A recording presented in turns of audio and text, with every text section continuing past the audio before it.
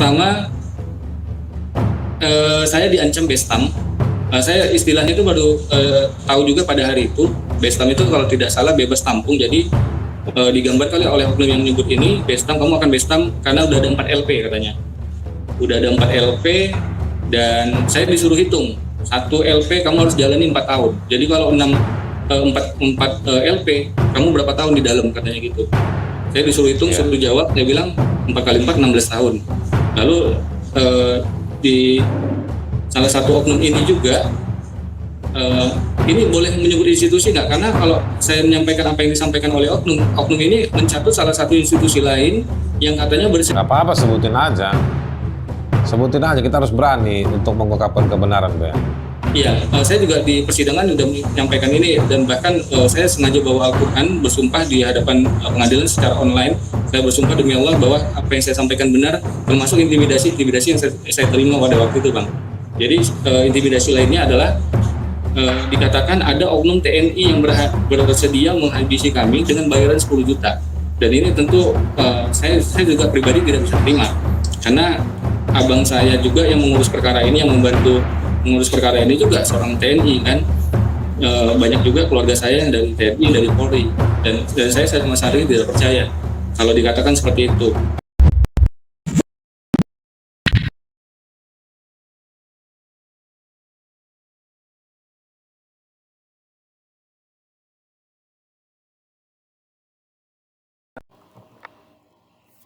Selamat pagi rekan-rekan. Alhamdulillah, melalui video ini saya juga mengucapkan syukur alhamdulillah kepada Allah Subhanahu wa taala karena atas izin Allah Subhanahu wa taala saya diberi keselamatan, diberi umur yang panjang dan diberi kesehatan sehingga hari ini saya berkesempatan untuk menceritakan apa yang saya alami selama 8 bulan ditahan, baik itu di RTP Polrestabes Medan selama 5 bulan, lalu 3 bulan di Rutan Tanjung Gusta. Saya terus memantau komentar rekan-rekan pada video-video yang beredar, dan ini merupakan masukan dari salah seorang atau lebih dari netizen di kolom komentar yang ingin mengetahui apa saja yang saya alami ketika mulai awal ditangkap dan ditahan hingga akhirnya saya bebas. Kalau saya ceritakan semua, maka ini akan panjang. Maka nanti akan saya bagi menjadi beberapa segmen. Saya sudah mencatat poin-poinnya, ada sekitar 20 poin. Mungkin nanti akan saya pecah menjadi 20 judul, supaya kita tahu poin-poin penting apa aja saja yang saya alami dan saya ingin ceritakan kepada rekan-rekan semua. Yang pertama, saya akan menceritakan mengenai penangkapan dan intimidasi yang saya alami dan rekan saya, Bang Jonier Nainggolan, di tanggal 18 Agustus 2020. Ini video pertama untuk klarifikasi mengenai tuduhan terhadap saya jika saya melakukan pelanggaran Undang-Undang ITE. Ada 3 pasal yang didakwakan kepada kami, dan ini berasal dari penyidik. Ada 3 pasal, yaitu pasal 45A ayat 2 tentang berita bohong atau hoax, lalu tuduhan atau dugaan pelanggaran kedua yaitu pasal 45A ayat 3 Undang-Undang ITE tentang pencemaran nama baik, lalu ketiga yaitu pasal 14 ayat 1 Undang-Undang tahun 1946 tentang menyebabkan keonaran terjadi di tengah-tengah masyarakat, yang pada akhirnya pada tuntutan yang dituduhkan hanya pasal 45A ayat 3 tentang pencemaran nama baik, ya. Lalu hakim juga memutuskan menggunakan pasal alternatif tersebut bahwa kami dikatakan terbukti melakukan pelanggaran Undang-Undang ITE, terbukti bersalah, sehingga hakim menjatuhkan hukuman 8 bulan penjara. yang tentunya ini mengecewakan oknum-oknum yang selama ini tidak suka terhadap saya dan Bang Junior Nainggolan. Karena kalau kita baca di pemberitaan pada saat kami ditangkap, ancamannya itu maksimal 6 tahun. Dan nanti saya akan ceritakan beberapa intimidasi yang disampaikan salah seorang oknum ketika saya dan Bang Junior awal-awal ditangkap dan di ruangan penyidik. Saya akan menceritakan, mungkin banyak teman-teman penasaran dan ingin tahu bagaimana sih ihwal penangkapan kami di tanggal 18 Agustus tersebut. Sebelumnya, saya akan menceritakan latar belakangnya kenapa kami ditangkap. Semoga ini menjadi pelajaran tidak saja bagi saya dan Bang Junior, tapi juga banyak masyarakat, terutama netizen yang menggunakan media sosial. Karena jika melihat dari banyaknya kasus Undang-Undang ITE, ini benar-benar pasal karet, sehingga banyak masyarakat, terutama aktivis dan lembaga anggota DPR yang meminta agar undang-undang ini direvisi. Karena kalau rekan-rekan bisa coba lihat di website SIPP PR Medan, cari mengenai Undang-Undang ITE, dari 2-3 tahun terakhir itu banyak sekali. Saling lapor itu iya terjadi. Seperti yang saya alami, dan banyak aktivis lainnya, pasal ini justru digunakan untuk membungkam aktivis yang selama ini mengkritisi dan vokal. Pasal ini digunakan sebagai senjata. Dan bagi teman-teman subscriber saya, terutama yang mengikuti saya sejak lama, mungkin pernah ingat bahwa ini bukan kali pertama saya mendapatkan upaya kriminalisasi menggunakan pasal pencemaran nama baik. Pertama kali pernah hampir terjadi, teman-teman mungkin ingat, nanti saya coba tunjukkan videonya. Terjadi ketika saya membongkar praktek pungli di Taman Makam Pahlawan Palembang. Itu terjadi sekitar April 2018. Saya mengikuti sidang bersama korban dan si terlapornya,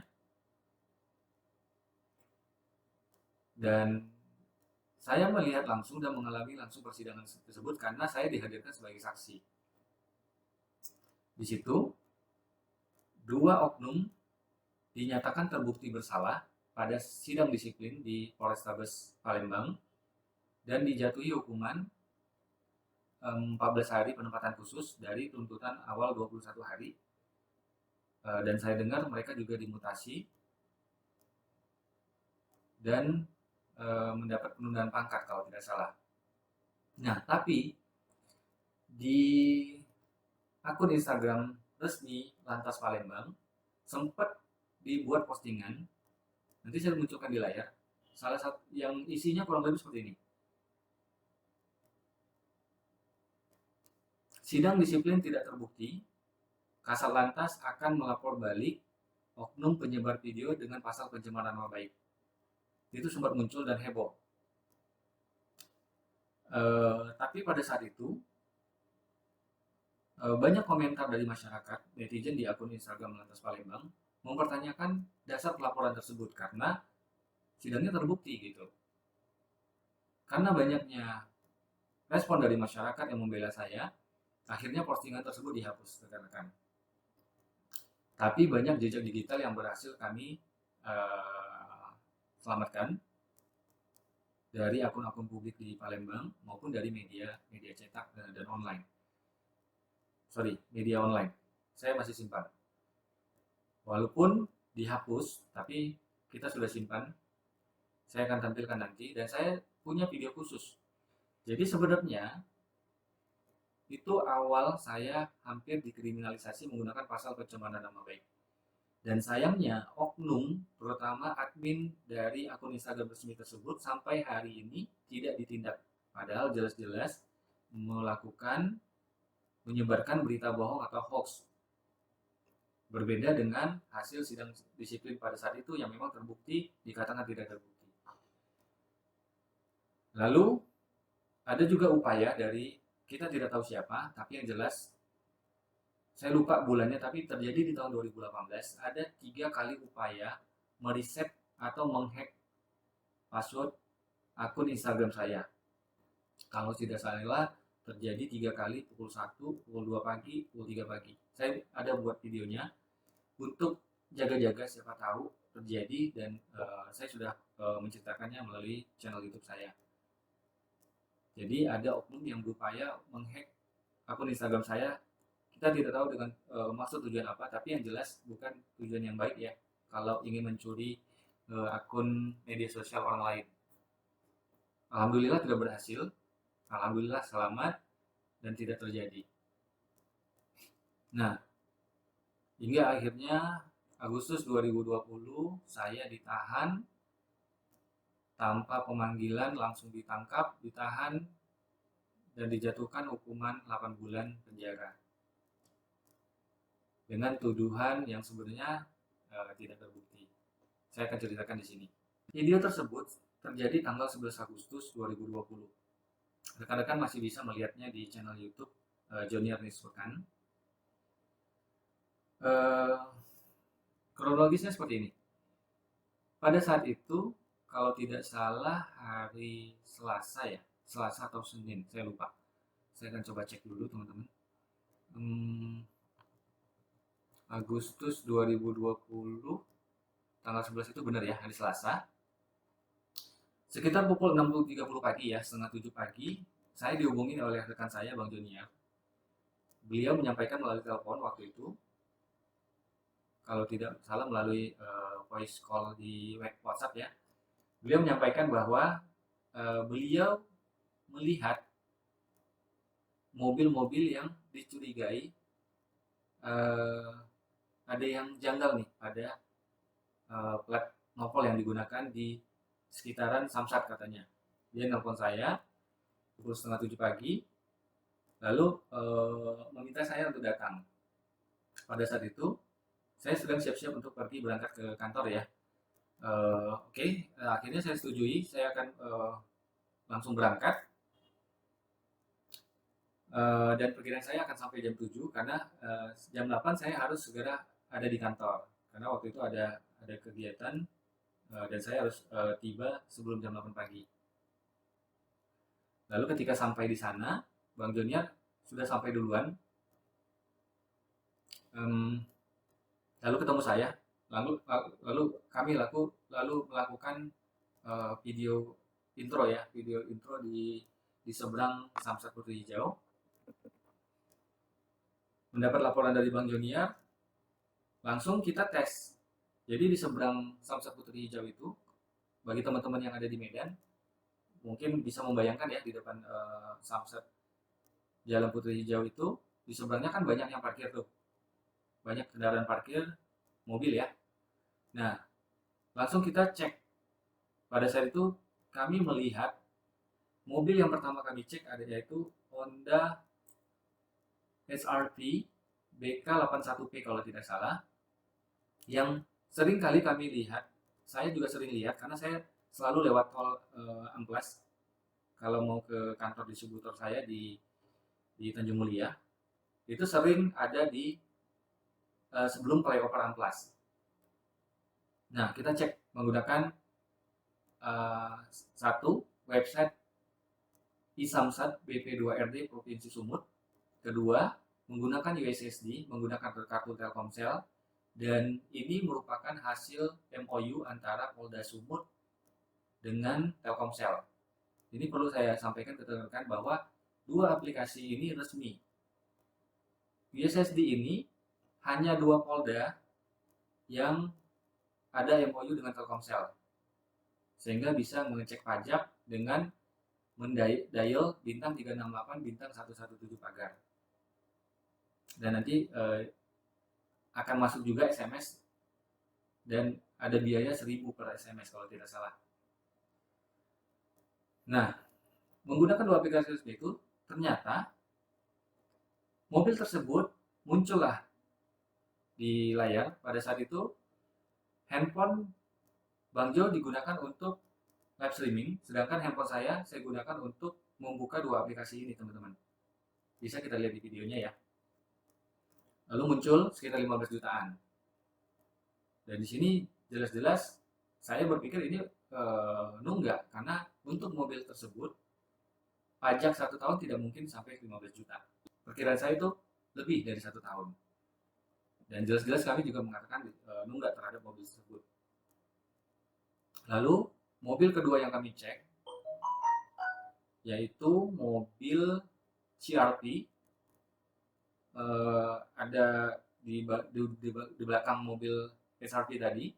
Ketika kami cek plat mobil tersebut, ternyata keterangannya muncul di aplikasi adalah data kendaraan tidak ditemukan.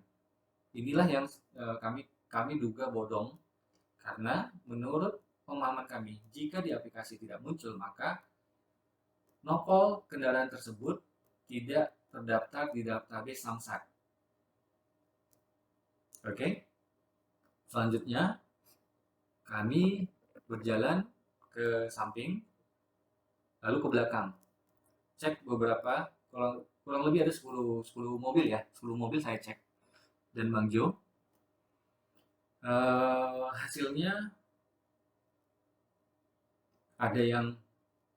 ada beberapa yang data kendaraan tidak ditemukan dan diduga bodong. Ada yang plat nopolnya berbeda dengan di aplikasi. Kalau tidak salah di nopol bulan 9 tapi di aplikasi bulan 6 atau sebaliknya, saya lupa. Lalu ada juga yang kalau tidak salah mobil Nissan X-Trail itu pajaknya 34 juta. Silakan rekan-rekan coba analisa apakah ada mobil dengan pajak 34 juta. Walaupun ini mobil masuk kategori SUV ya. 34 juta dugaan saya sudah lebih dari 1 tahun pajaknya dan bisa diduga bodong. Jika kita mempercayakan itu berdasarkan hasil aplikasi. Lalu ada juga mobil Fortuner putih. Pada saat dicek menggunakan website Isamsat BPPRD, hasilnya tahun pembuatannya adalah tahun 1995. Ini lebih aneh lagi. Karena tahun 95 itu, seingat saya pada saat itu tahun 95 saya masih SMP, rekan-rekan. Kalau tidak salah saya masih SMP ya. SMP kelas 3. Ya, sekitar SMP kelas 3. Seingat saya di tahun 1995 belum ada mobil Toyota Fortuner. Belum ada Fortuner.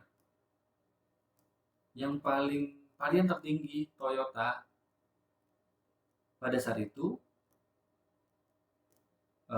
di luar sedan yaitu kalau tidak salah masih bisa jadi kalau nggak salah masih Kijang Grand Extra atau bahkan seingat saya belum ada Kijang Kapsul pada saat itu. Mungkin rekan-rekan yang lebih paham bisa kasih koreksi, mohon koreksinya di kolom komentar. Nah, dapat dilihat juga di video bahwa kami 7 kali berusaha konfirmasi ke oknumnya. Oknum yang menggunakan mobil SRP BK81P tersebut kami datangi, pada saat kami tanya justru menghindar. Lalu pergi meninggalkan kami menggunakan mobil patwal. Kalau tidak salah kita bisa lihat lagi di videonya. Dan tapi sebelum pergi, beliau sempat mengatakan bahwa mobil tersebut mobil Kasubdit katanya. Lalu konfirmasi kedua dengan Ibu Nuraini Manalu.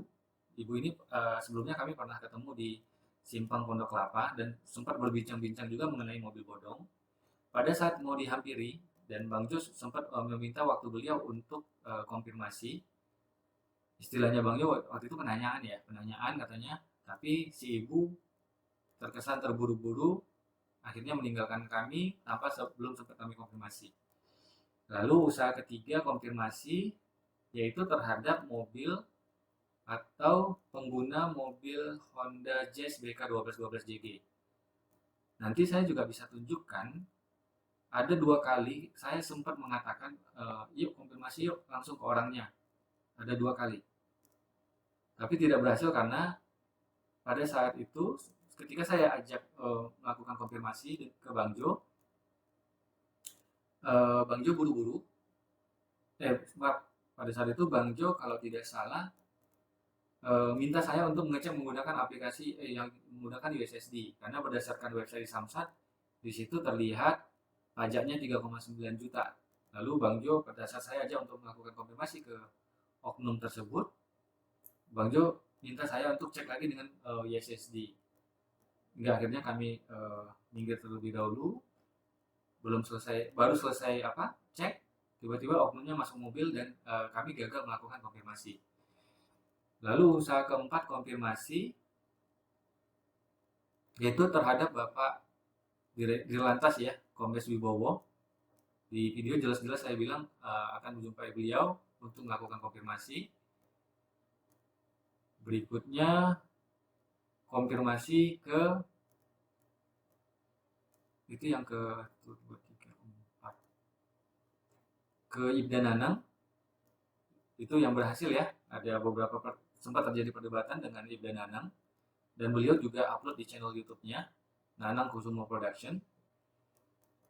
Di situ kami sempat menyampaikan hasil temuan di belakang, namun beliau tidak mengindahkan konfirmasi yang kami lakukan, bahkan seakan menyalahkan kami dan seakan tidak mempercayai aplikasi yang kami pakai. Padahal aplikasi itu jelas-jelas punya Samsat BPP RD Provinsi Sumut dan hasil MOU antara Polda Sumut dengan Telkomsel. Nanti mungkin saya akan tampilkan cuplikannya sedikit. Saya lupa konfirmasi yang lain. Nanti saya akan bedah di video saya. Begitu teman-teman. Jadi konfirmasi itu ada, kami lakukan konfirmasi. Nah, hingga akhirnya setelah berdebat dengan Ibda Nanang, kami tidak berhasil ketemu Bapak Kombes Wibowo, Bapak Dirlantas, karena sudah jam 8 dan saya harus segera ke kantor. Ya sudah, akhirnya kita sudahi perdebatan dengan Bapak Ibda Nanang dan kami keluar dari Samsat. Kami berpisah, saya langsung menuju ke kantor.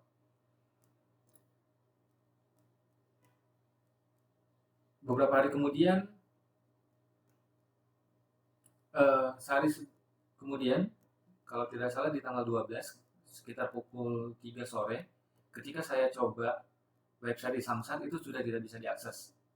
Muncul pesan error 404, yang artinya laman website tersebut sudah tidak bisa diakses secara online.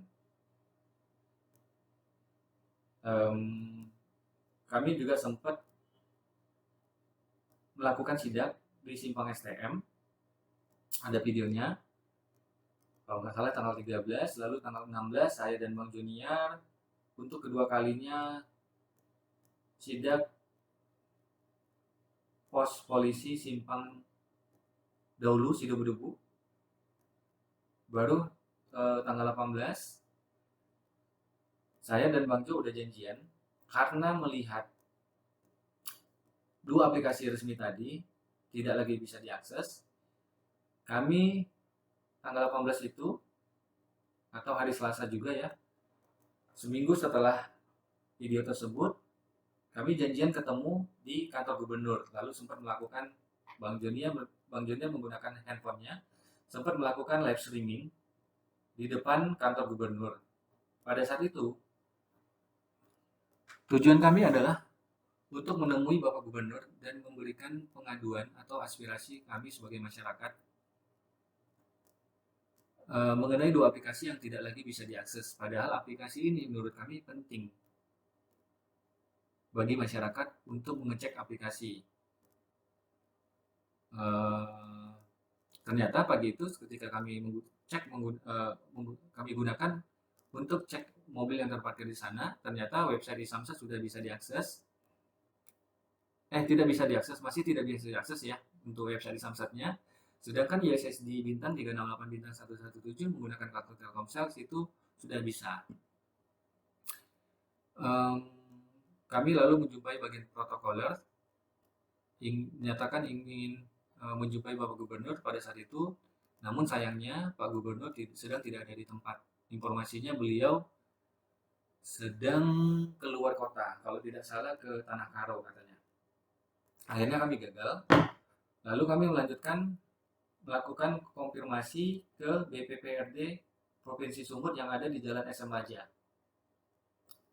Sampai di sana, ternyata kepala BPPRD pada saat itu saya cek di Google, kepala BPPRD-nya adalah Bapak Ariswan, dan saya sempat di depan Wisu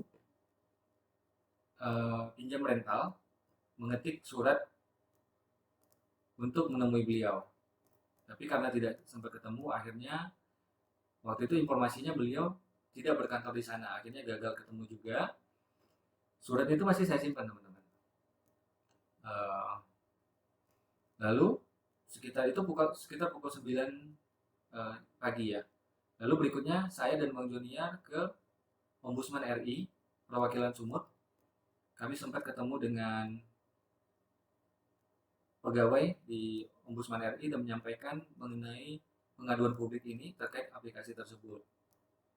Dan sempat melakukan rekaman video di depan kantor Ombudsman RI. Namun videonya itu masih tersimpan di HP saya. Dan HP saya diperintahkan oleh hakim untuk dimusnahkan. Jadi video itu tidak sempat saya share. Begitupun dengan video-video lainnya yang belum sempat saya copy ya. Nah, dari kantor Ombudsman RI sekitar pukul 10 lebih ya, 10 lebih, saya dan Bang Joniar ada agenda untuk ikut Ikatan Dokter Indonesia bagi-bagi masker katanya di depan Medan Mall. Cuman karena masih pukul 11 dan agendanya itu pukul 1, akhirnya kami cari tempat untuk istirahat terlebih dahulu. Pergilah kami ke Kopinetik di Jalan Cikditiro, di belakang kantor gubernur. Karena motor Bang Jo masih terparkir di parkiran kantor gubernur. Nah, baru beberapa menit duduk, tiba-tiba datang beberapa orang. Yang paling depan masih muda, langsung menyalamin saya dan senyum. Sempat saya pikir itu adalah subscriber. Karena ada beberapa kali yang subscriber yang mengenali saya seperti itu. Sempat saya berpikir bahwa itu subscriber ya. Tapi tiba-tiba mengeluarkan surat, ada rekamannya, ada salah satu oknum yang merekam dan mendokumentasikan kejadian tersebut. Ternyata beliau memperkenalkan diri sebagai Kanit Reskrim dari Polrestabes Medan, menunjukkan surat penangkapan dan surat penahanan. Ada LP juga dari Aibtu Johansen Ginting. Jadi kami langsung ditahan, langsung ditangkap, langsung dibawa ke Polrestabes Medan tanpa surat pemanggilan terlebih dahulu.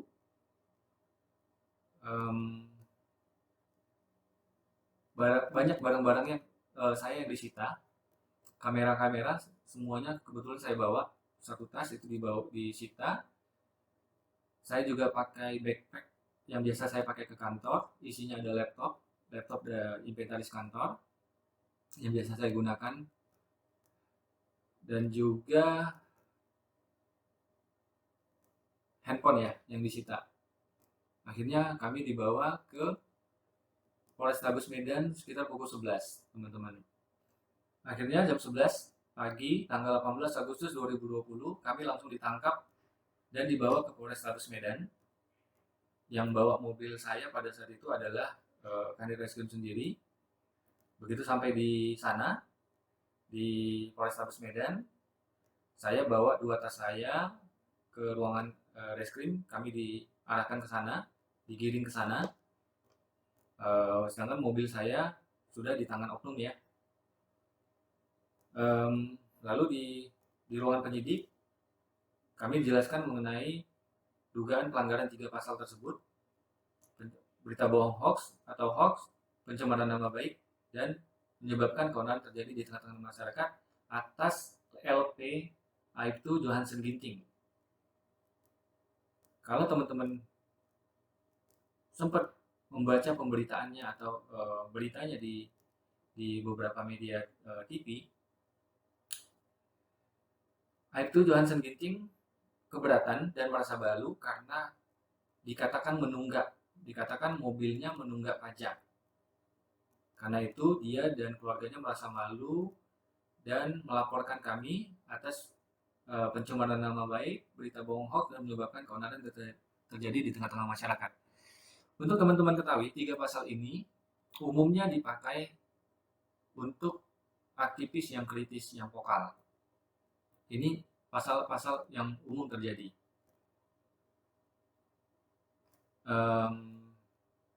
Untuk berita bohong hoaxnya itu ancamannya 6 tahun ya. Lalu untuk pencemaran nama baik itu ancamannya 4 tahun, sedangkan untuk menyebabkan keonaran terjadi di tengah-tengah masyarakat itu ancamannya 10 tahun, teman-teman. Ya, dan menurut saya ini sangat dipaksakan. Saya pada saat itu benar-benar merasa bingung, ini yang menjadi masalah apa sih gitu kan. Saya tidak diberi kesempatan untuk melihat kembali video tersebut. Sebenarnya saya salah di mana? Benarkah saya mengatakan nunggak? Sehingga saya tidak pernah mengatakan menunggak.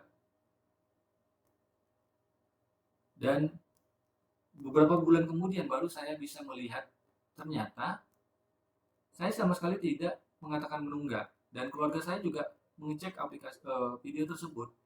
Di video itu dari awal sampai akhir, part 1 dan part 2, di video yang dilaporkan yaitu videonya dari live streamingnya Bang Joniar, tidak ada kata-kata menunggak yang saya keluarkan dari mulut saya terhadap mobil Honda Jazz BK 1212 JG.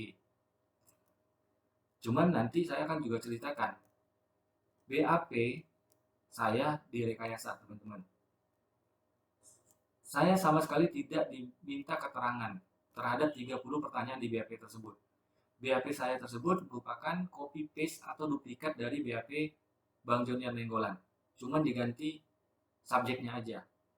Diganti saya diganti nama. Dan itu saya buktikan di pengadilan. BAP Joniar Nainggolan pun beberapa itu dicabut sama Bang Joniar, itu kalau tidak salah di poin 15, poin 18, poin 19 terkait konfirmasi, terkait izin. Lalu ada di poin 23 juga. Di situ di menit 02.25 disebutkan di situ BK 1212 JG 3,7 juta nunggak. Padahal dan disebutkan di situ yang mengatakan itu adalah saya.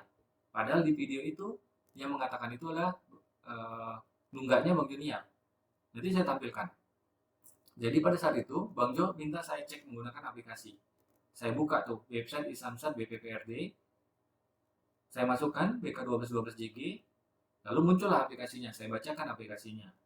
BK 1212 JG 3,7 juta. Lalu ditimpali sama Bang Joniar. Suaranya beda loh, suara saya dengan Bang Joniar. 3,7 juta, saya bilang gitu. Oh, nunggak ya? Itu kata-kata Bang Joniar. Tapi di BAP-nya Bang Joniar dan BAP saya itu direkayasa. Dibuat saya mengatakan itu. Padahal saya sama sekali tidak pernah sekalipun mengatakan menunggak. Dan saya di persidangan pada saat keterangan terdakwa, saya sengaja bawa Al-Quran, saya pinjam dari Masjid Rutan, dan saya bersumpah. Pada sidang online itu saya bersumpah dengan nama Allah. Saya pegang Al-Quran, saya mengatakan saya tidak pernah mengatakan nunggak. Saya mengatakan semua yang ingin saya sampaikan itu adalah benar apa adanya. Saya hanya membacakan aplikasi. Apakah membacakan aplikasi resmi milik pemerintah itu sebuah tindak pidana? Sehingga akhirnya handphone saya disita dan tidak kembalikan dan katanya akan dimusnahkan. Padahal di situ banyak bukti yang bisa diselamatkan. Kembali ke pengalaman saya tadi, sekitar pukul 5 sore kami didatangi banyak sekali oknum ke ruangan penyidik. Saya tidak ingat jumlahnya, tapi ada 3 orang yang saya kenal. Salah satunya, kalau tidak salah, eh, cuma 1 orang itu pakai seragam, kalau tidak salah ya. Bapak Kasat Lantas Polrestabes Medan, AKBP Sony Siregar. Saya tidak pernah ketemu beliau sebelumnya di luar. Itu kali pertama saya ketemu beliau. Saya hanya sempat melihat beliau di beberapa videonya Bang Jonier ya. Lalu yang saya kenal yang lain yaitu si pelapor Aibtu Johansen Ginting. Saya tahu di situ bahwa beliau si pelapornya. Lalu yang lain yaitu Ibda Nanang. Beliau sempat marah-marah di depan saya, dan ada dokumentasinya dilakukan, kalau tidak salah ada 2 oknum yang merekam kejadian di dalam ruang penyidik tersebut. Di situ kami mendapatkan intimidasi secara verbal, dan pada kesempatan ini saya akan jelaskan. Saya berani bersumpah apa yang akan saya katakan ini adalah yang sebenarnya. Wallahi, apa yang saya katakan sebenarnya adalah yang terjadi sebenarnya pada hari itu. Kami mendapatkan intimidasi. Saya dapat tunjukkan posisi saya dan Bang Junior pada saat itu dari beberapa rekaman yang di-share oleh kita tidak tahu siapa. Beberapa intimidasi yang kami dapatkan yaitu teman-teman, Pak Kasat Lantas menyampaikan bahwa kami akan di bestam. Bagi teman-teman yang tahu mungkin artinya adalah bebas tampung atau bebas tambah, saya juga kurang jelas. Jadi katanya kami akan bestam 4 kali. Karena sudah ada 4 LP terhadap kami. Lalu saya disuruh hitung. Minimal 1 LP katanya 4 tahun ancamannya. 4 tahun. Ancamannya 41 LP. Lalu dia suruh hitung saya. Coba kamu hitung katanya. Kalau 4 kali bestam berapa tahun kau di penjara, katanya seperti itu. Kurang lebih seperti itu ya. Lalu saya jawab 16 tahun. Ini luar biasa. Jadi katanya pada hari itu sudah ada 4 LP yang melaporkan kami. 4 laporan polisi.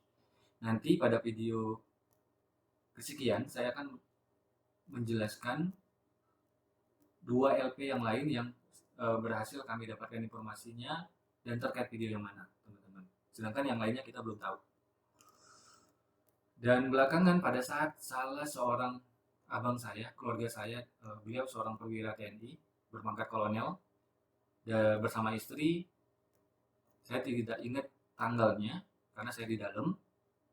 Beliau menjumpai Kasat Reskrim dan akhirnya bertemu dengan Kasat Reskrim di ruangan Kasat Reskrim ya. Di situ informasinya sudah ada 6 LP, teman-teman. 6 LP, bayangkan. Jadi kami itu diancam 6 kali 4, 24 tahun akan di penjara. Itu ancaman pertama. Lalu yang lebih parahnya, ini saya sudah ceritakan dengan abang saya yang kolonel TNI ini. Saya sudah ceritakan mengenai ancaman yang ini karena ini menyangkut membawa-bawa institusi TNI. Selama ini kami tidak pernah ada masalah dengan TNI. Tapi salah satu oknum mencatut TNI dan saya sendiri secara pribadi tidak terima. Saya tidak percaya bahwa TNI akan mau menghabisi kami. Karena katanya ada, saya katakan di sini oknum. Katanya ada oknum dari TNI yang bersedia menghabisi kami dengan bayaran 10 juta. Oknum itu mengatakan seperti itu di hadapan saya dan Bang Jonier. Menghabisi nyawa kami dengan bayaran 10 juta. Dan bahkan dia menanyakan ke saya, kamu lihat nggak ada mobil yang muter-muter di depan rumah kamu, katanya seperti itu. Saya katakan, saya nggak pernah lihat, saya bilang. Ini saya sendiri tidak terima, saya tidak percaya, saya tidak hanya cinta Polri, tapi saya juga cinta TNI. Saya tidak percaya ada anggota yang bersedia menghabisi kami dengan bayaran 10 juta. Ini sangat tidak dipercaya dan ini adalah pencemaran nama baik. Dan saya sudah sampaikan ke abang saya yang kolonel TNI tersebut. Mudah-mudahan beliau akan mengambil tindakan atas perkataan oknum tersebut. Ya, memang kami tidak punya bukti, tapi saksi saya ada di sebelah saya, yaitu Bang Joniar Nainggolan. Pada saat itu ada 2 oknum yang merekam menggunakan handphone mereka, tapi kita tidak akan bisa mendapatkan rekaman tersebut.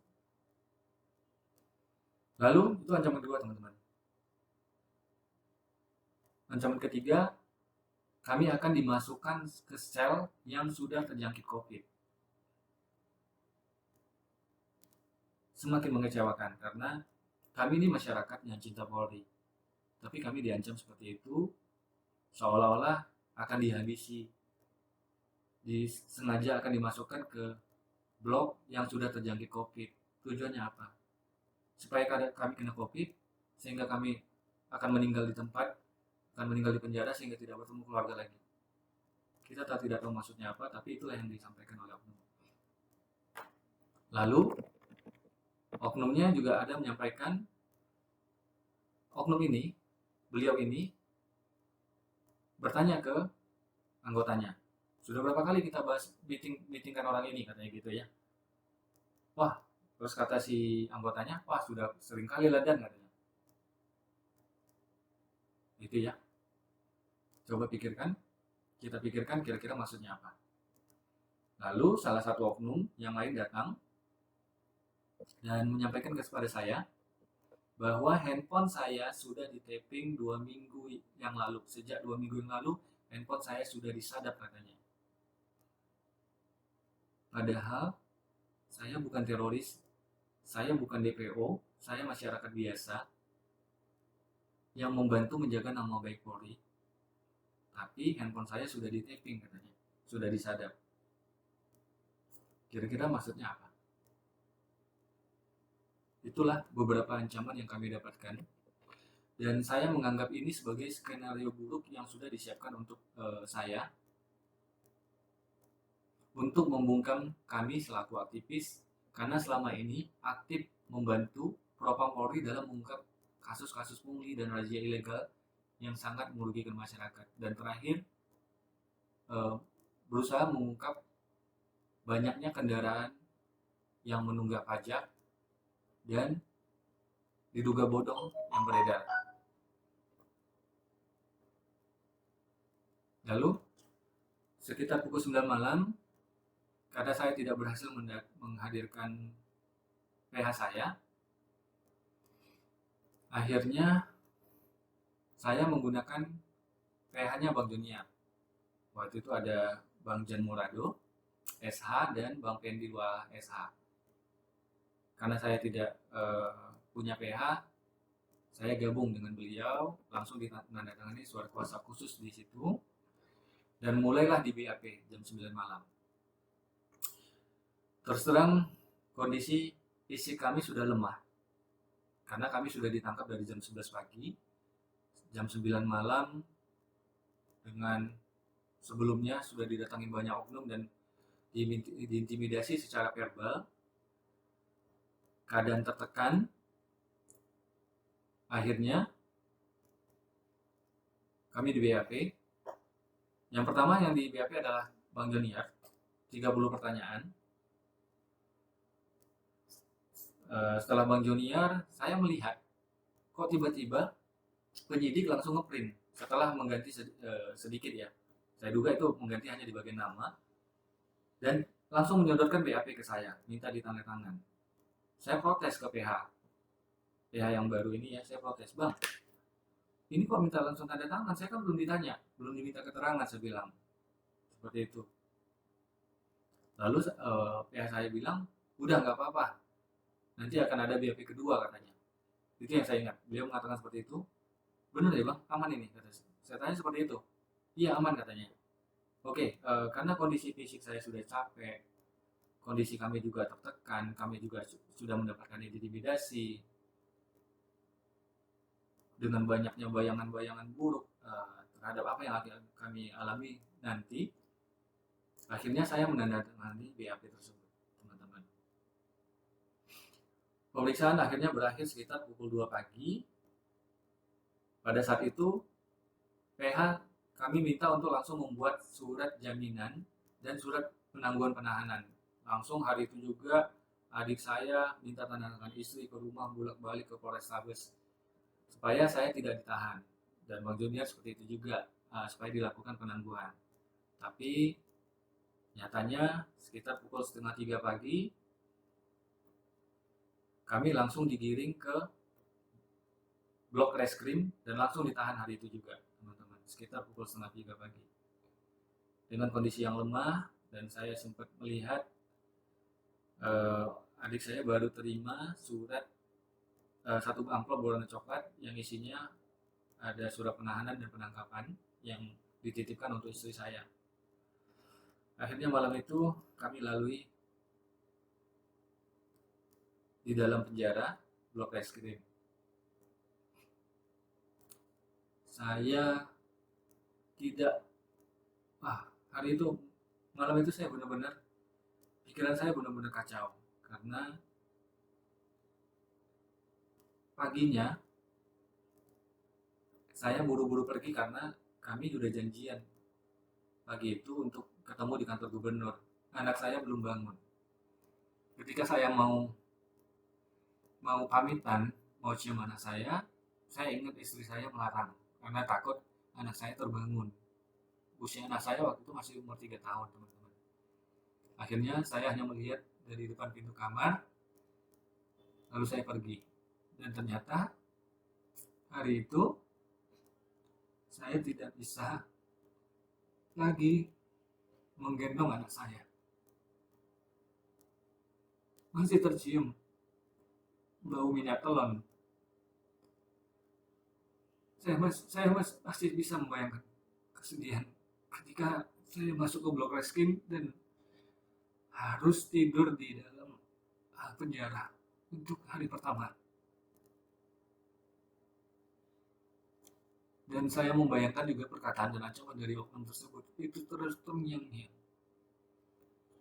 Dalam kondisi saya masih tidak yakin apakah saya benar bersalah, apakah benar saya ada mengatakan nunggak dalam video tersebut.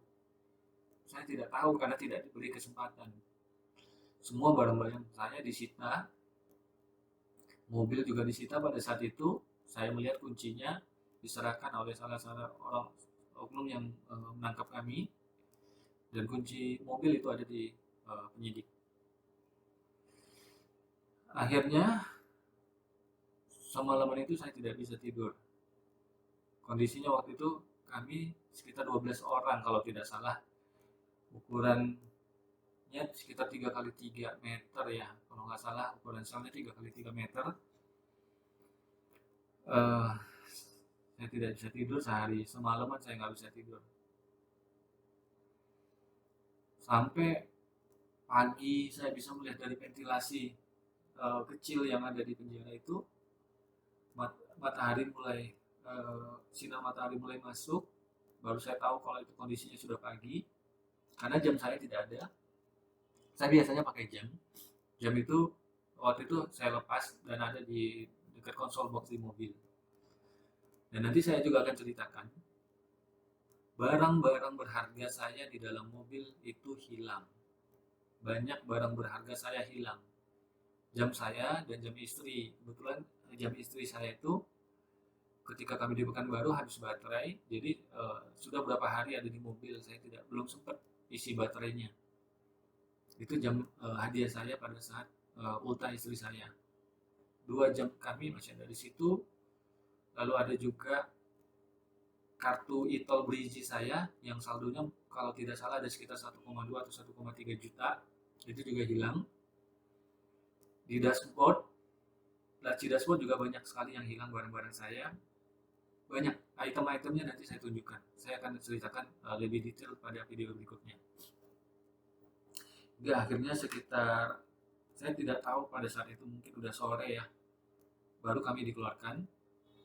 Sempat saya senang karena oknum di luar itu sempat bilang seperti ini, Ya ini Edward, Junior Nenggolan, ayo pulang katanya, keluar, bawa barang semua. Jangan balik lagi ya katanya gitu. Saya sempat senang. Saya pikir alhamdulillah, berarti penangguhan penahanan disetujui, jadi saya bisa pulang. Pada saat keluar, saya sempat berpapasan dengan istri saya, tapi saya tidak punya kesempatan untuk mendekati istri saya. Kami lalu dibawa ke belakang. Saya berpikir pada saat itu untuk mempersiapkan kepulangan saya. Ternyata begitu di belakang barulah kami menyadari bahwa kami digiring ke RTP yang ada di belakang dan langsung diserah terimakan ke sipir yang jaga pada saat itu. Di situ langsung saya kaget, Bang Jonnya juga kaget. Ternyata kami kena prank. Ternyata kami tidak pulang, tapi diserah terimakan ke blok penjara. Jadi sekitar 4:30 kami langsung digiring ke blok, dipisahkan, saya ke blok D, Bang Jonnya di blok C.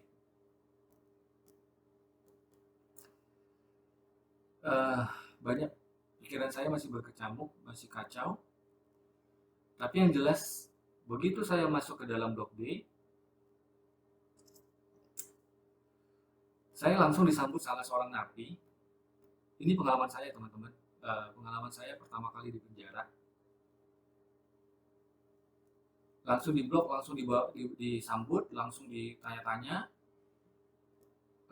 Saya yang menggunakan baju dan celana yang menempel di badan, lalu saya dibawa ke kamar di belakang, melewati banyak tahanan-tahanan lain. Lalu di situ napi ini menjelaskan bahwa saya harus bayar uang kebersamaan 2 juta. Lalu saya diserahkan HP, handphone, waktu itu handphone kecil Nokia kalau tidak salah. Lalu saya disuruh telepon keluarga saya untuk transfer, nanti dikasih nomor rekeningnya. Akhirnya saya telepon istri. Saya tidak tahu pada saat itu, tapi saya pikir dia menjelaskan bahwa ini uang untuk uang kebersamaan, beli air segala macam katanya. Saya tidak tahu apakah ini resmi atau tidak, tapi yang jelas dia minta 2 juta dan harus ada hari itu juga. Akhirnya saya telepon istri dan minta ditransfer 2 juta. Bukti transfernya ada. Dan itu bukan sekali. Besoknya seperti itu lagi. Banyak alasan si oknum ini. Dia ini bukan kablok, bukan palakam, bukan buser. Tapi memang kayaknya dia bertugas memeras bebek baru ya, meminta uang kebersamaan dan segala macam. Bebek baru ini adalah tahanan baru yang baru masuk teman-teman. Jadi saya bebek baru. Hari itu juga langsung ditransfer istri. Saya diajak tidur tidak jauh dari pintu kereng. Besoknya atau saya tidak ingat atau 2 hari kemudian saya diminta lagi, kalau tidak salah 1 juta dalam bentuk uang, 500.000 dalam bentuk pulsa. Karena katanya di situ si napi ini bilang kalau saya dititipkan oknum polisi di sana untuk jangan dikasih enak. Dan saya suruh tidur di WC, nggak boleh tidur, nggak boleh dikasih enak. Jadi kalau saya nggak mau tidur di WC, dia sempat menunjukkan saya ke belakang. Waktu itu ada 3 orang yang posisinya berdiri. Saya kaget melihatnya. Berarti nggak bisa tidur dong kalau berdiri, kondisi di belakang gelap, kotor, bau, karena persis di sebelah WC. Karena saya tidak mau diperlakukan seperti itu, saya telepon keluarga saya. Dan itu terjadi terus-menerus. Hingga akhirnya mungkin ada hampir sekitar 12 juta ya, tapi cuman kita punya bukti-buktinya itu yang tersimpan itu ada sekitar 11 jutaan. Dan ini yang sudah diceritakan istri saya di podcastnya Bang Aris Asa di channel YouTube-nya beliau. Sorry teman-teman, suara saya sudah agak habis karena udah hampir 1 jam ya saya menjelaskan ini, dan ini baru di video pertama. Karena kondisi kita saat ini lagi sedang menjalankan ibadah puasa dan mungkin sampai seminggu lagi kita akan merayakan Idul Fitri. Ya itulah yang saya alami. Untuk pengalaman penyiksaan, pemerasan yang terjadi secara detail akan saya ceritakan di video berikutnya.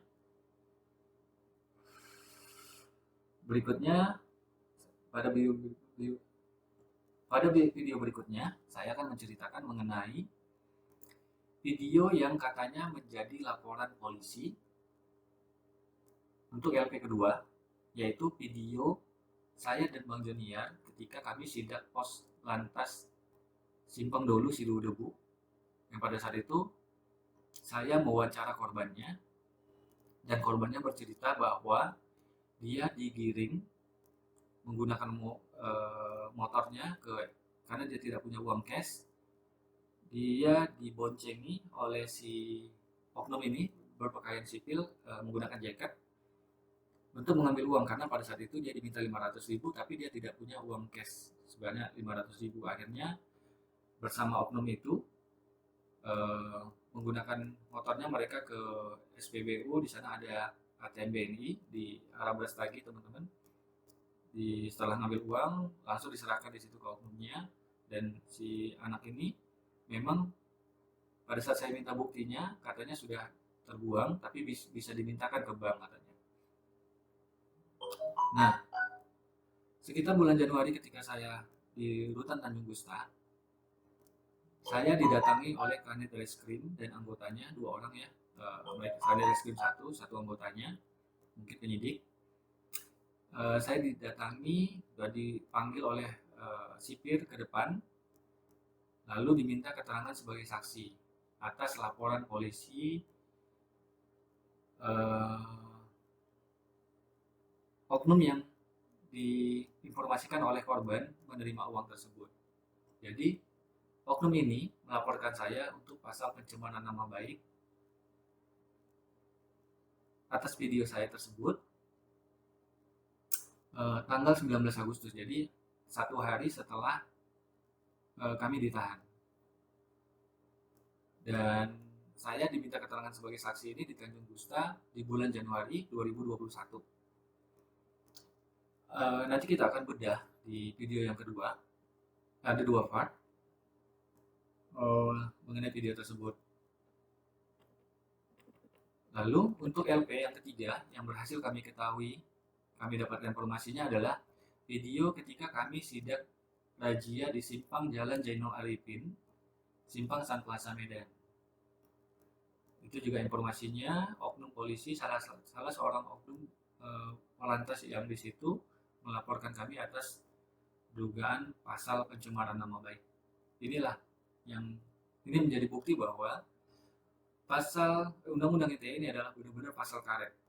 Ya, jadi orang yang diduga, yang dilaporkan dari korbannya melakukan permintaan uang pungli, justru melaporkan kami selaku aktivis yang mencoba membongkar tersebut dan melaporkannya ke Polda.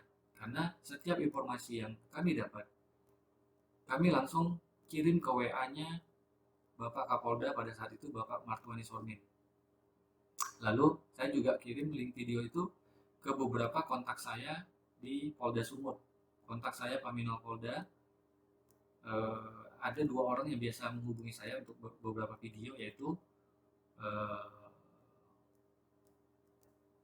anggotanya namanya Ricky, satu lagi namanya Ricardo Nababan kalau nggak salah, saya lupa.